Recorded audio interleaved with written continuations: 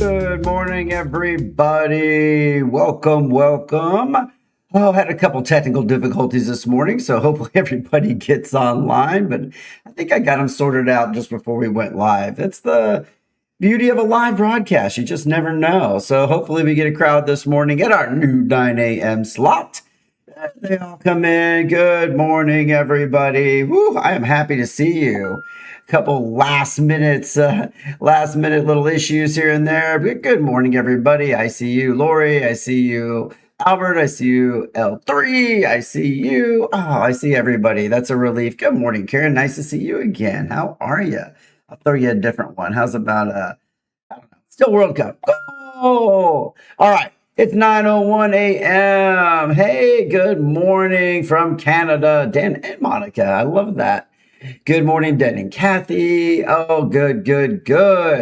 All right. So, hey, it's 9:01, as I said. It's the 15th of July. I made it through my birthday. Actually, I didn't make it through. I thrived. My amazing wife planned I really wanted a low-key birthday this day. I usually go big and have big events, but this year I just kind of felt low-key. It's kind of been my theme lately. And so I know, shocking. So yeah, we just spent this lovely day together.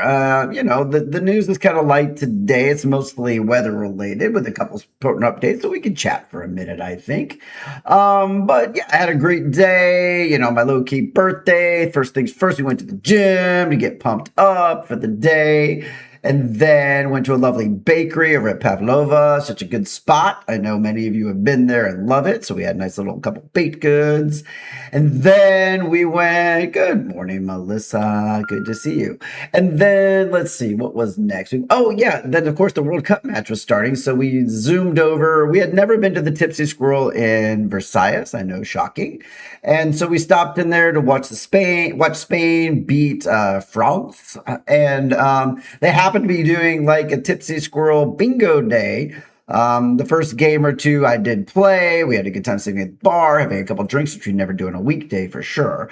And then I kind of just handed off my bingo card to Laura, and that bingo card won the next two matches. So, hey, we came out 2,700 pesos in the plus, and probably everybody at Tipsy Squirrel was like, if you were there yesterday, I'm sorry. The newbies won. So it was a lovely day. And then we just finished off watching a movie and relaxing, going through the gallerias, picked up a couple new shirts. I don't know. That's my birthday. Whatever. All right, let's jump in here. So yes, you have found me at 9 a.m. This is the new permanent time until it's not.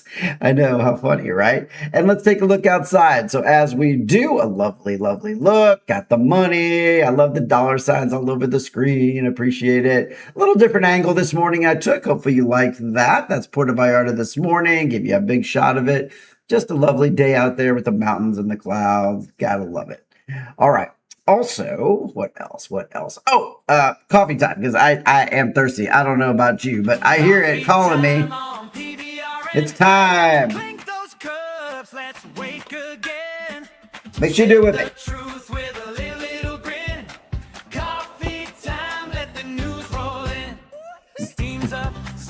All right, let's jump into it, man. I've been messing around on this newscast. We have got no news so far, but I think a lot of us come here for a little bit of news and a little bit of fun too. But let's talk about something really important.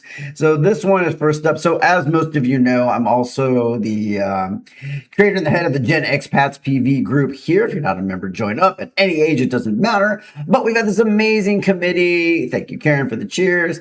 And the sunflower. We've had this amazing committee this summer.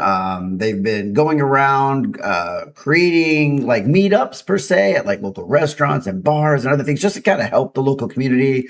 It's a completely nonprofit, no discounts, no nothing. It is all the money goes right into the business.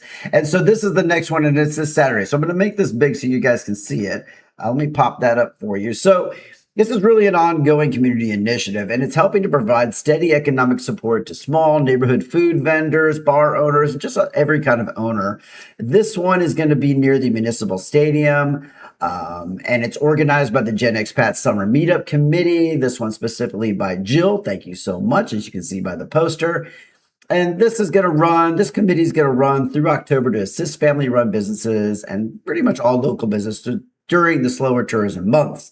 This next gathering, again by Jill, is scheduled for this Saturday, the 18th, starting at 1 p.m. I'm hopefully going to be there with Laura. So it's also a great way if you're a PVRN viewer and you want to meet me and say, hey, I don't bite, say hey.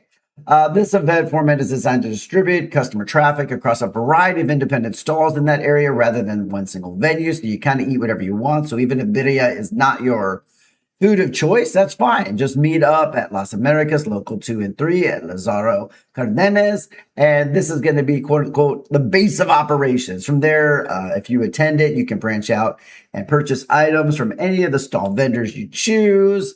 Have whatever food you want, breakfast foods, tacos, ice cream, corn, whatever you're into, fresh juices. This is a really cool meetup, and I commend them for this one. This is really fun because you're helping lots of different businesses. You're locked into one thing. You get any kind of food or drink that you want, and just have a vibrant, fun afternoon, knowing that you feel good about supporting the local community. So big shout out to the committee for doing that. Absolutely appreciate it. You all rock, and I'm going to give you a giant round of applause. All right. Wow, the crowd is big today at the studio. Man, thanks, everybody. All right, jumping into it, we got a couple weather-related stories. And yes, things looked like this yesterday as well. And the day before, it's that time of year. But intense afternoon storm did hit Puerto Vallarta yesterday, causing downpours that resulted in localized flooding on major thoroughfares. Also knocked down several trees across the municipality. The Municipal Civil Protection and Firefighters Director, Mizael, this was a tough one, Mizael Lopez Maro, confirmed that emergency crews responded to 2 to 3 fallen trees out there caused by heavy downpour. The rain also led to mild street flooding, critical traffic route issues, and included, of course, Avenida Francisco Villa, the lateral lanes of Boulevard Francisco Medina Asensio, and parts of Avenida Mexico. Trust me, we were out in it yesterday, luckily in the Jeep with the big tires. We did fine, but definitely there were people out there with water up and past their knees walking around through this. Emergency personnel did deploy across the various neighborhoods to monitor the conditions and check for hazards. Officials did report that disruptions did not cause major infrastructure destruction or injury to residents, and the agency is going to remain on alert as there are, you will hear in the newscast in just a bit, there's a bunch more storms out there. Now, local authorities urge citizens to stay informed through official communications, avoid discarding waste on public streets so the drainage systems don't get blocked up. To cause more of the flooding, and drivers were advised to use extreme caution and avoid navigating heavily waterlogged streets. Oh, that's a lot. So, and also, if you're walking around in this water, leave your shoes on. Don't take them off. There's metal, glass, there's all kinds of stuff that's going to get in your skin, and you're not going to want that punctured in your foot. So it is what it is. Thank you so much to Torobuna de Bahia, Carolina Gomez for that first story today. I'm going to have a very quick sip of coffee because I feel like I'm rushing along here. Caffeine won't slow me down, but I'll take a breath. All right. Moving on. So this is a breaking story. Actually, I had another weather-related story here, but this one just came out this morning, and this is kind of why I was in a bit of a rush this morning to put together the news, because I thought this was a pretty important one. Now, this is not Vallarta focused. This is going to be a national news story, but our President Claudia Sheinbaum, announced that she is sending a new general law initiative to the Mexican Congress designed to completely overhaul how femicide is handled all across Mexico. The proposal targets a major loophole in the legal system looking to enforce identical standards for investigation, prosecution, and sentencing across all 32 states of Mexico. Under this new legislation, the baseline penalty for femicide will be set between 50 and 70 years in prison. The law mandates that local prosecutor officers treat any violent death of a woman as a suspected femicide from the very first moment. The initiative makes the crime completely exempt from the statute of limitations and strips convicted offenders of parental custody, guardianship, and inheritance rights. Government officials highlighted that current local laws contain massive discrepancies, which frequently led to actual cases being misclassified as low standard homicides rather than femicides. The text introduces 21 distinct aggravating factors that will instantly increase prison sentences. These include instances where the victim is a minor, pregnant, a journalist, a human rights defender, a migrant, or part of an indigenous community. So that important story is brought to you, and thank you so much for your great reporting, my friend Erin Angel of Tribuna de Bahia. Hope you're out there and doing well. I already missed you as our old producer at CPS News on Television. So that was an important story. I wanted to jump in. We couldn't be all weather today, so hopefully, we take the good stories with the bad. But I feel like that's a good story about a bad situation in Mexico, and hopefully the standardization and penalty phase will decrease the likelihood of those crimes. All right, back to weather real quick. So I've been talking about this week. Here's a bit of an update on what's going on with our weather situation here in Mexico in our area.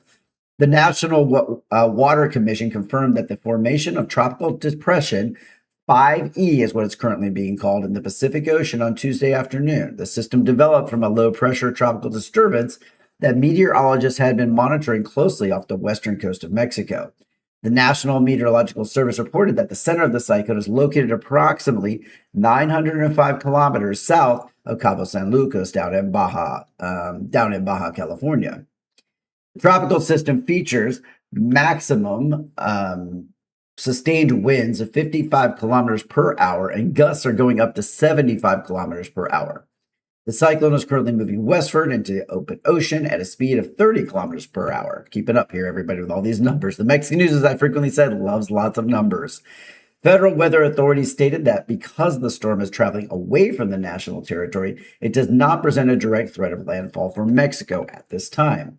Now, despite the distance, the outer circulation of the system continues pulling substantial tropical moisture towards the western region of the country. That's us. Forecasters maintain a projection for moderate to heavy rains across parts of Jalisco. Local emergency management noticed this moisture influx increases the risk of the river levels rising, the local urban flooding like we had yesterday, and of course, reduced visibility on the highways. Thanks to Guadalupe Cruz for that story. And so be careful out there. Keep an eye on the weather. Keep an eye on the storm situation. It's just this time of year. We're moving out of World Cup season and moving into more storm season. But it is what it is. We'll keep an eye on it. Stay safe. Be careful out there, driving, walking, whatever you're doing. And don't hang out under big trees. It's very important. All right. Moving on to construction update. I give you these quite often, actually. Today, it's not the airport. Today, it is the road construction project, which is designed to link the new Amando Nervo Bridge with Federal Highway 544. And it's reached Now, here we go. So it's reached 70% completion. I see you, John, with your sneaking a little goal in there, whatever. We'll give you a goal. Good job on that one. Oh, you're going for England. Oh, I am not going for England. England knocked out Mexico. Boo, England. Let's go Argentina. All right. Let's talk about this connection and this stuff. I get distracted pretty easily. So again, it's at 70% completion, the road construction project, and the Jalisco Ministry of Infrastructure and Public Works reported the milestone following a site inspection on Monday, confirming that the installation of the underground water and sewage networks is entirely complete. Good job, y'all. Crews are currently focused on pouring the final concrete slabs for the roadway alongside installing curbs, sidewalks, and dedicated bicycle paths. We talked about those yesterday. We need more of those completed. The state project involves building 1,300 linear meters of roadway along Avenida Federación, stretching from the Federal Highway 544 junction to the foot of the interstate bridge. The bridge structure itself is being funded and constructed by the federal government to connect Puerto Vallarta, Jalisco, with Bahía de Banderas, Nayarit. Although the active rainy season has presented some challenges, of course, for concrete pouring, state builders affirmed the timeline remains on track to match completion date of the federal bridge. Good job. Let's see something finished close to on time. That's amazing. We love that. So for that, I will give you a nice little applause. Good job. Now, of course, our Mayor Luis Munguia did chime in on this and confirmed and doubled down that municipal expectations align with a late winter opening, targeting an official ribbon cutting ceremony, and that's going to be between, mark your calendars, November and December. The state government is investing 160 million pesos into the specific link, which features a 6-lane configuration designed to handle heavy transit, because we know right there, if you look at Google Maps or you're driving it, it's always red right there and it's a backup. So the project also widened the existing stretch of Avenida Federación from 4 to 6 lanes, as I mentioned, and to alleviate commuter congestion between the two neighboring states. Thank you so much again to Carolina Gomez for that story. And for those who drive here, ride motorcycles, ride in Ubers, that's going to be a welcome ribbon cutting for sure. I will keep my eye on that to see how they're progressing and seeing new updates. I do always have my eye on the airport. There hasn't been a ton of new news. I think a little bit of news came out this morning about completion status, but it's still a pretty empty shell out there. So I'm going to guess that the new airport expansion. Now, I don't know if anybody wants to take this bet. I'll go $10, but I'm going to guess it's not going to be done by by World Cup. So if you want to take that bet, let me know. Bring in your money. I'll take that bet anytime. Maybe. So I don't know. Maybe the under-over is, will the airport finish first or the expansion in November to December? What do you think? Chime in. Let's hear what you think. I'm going to guess most people are going to probably say the expansion, because we're hearing more about it. The airport seems pretty delayed.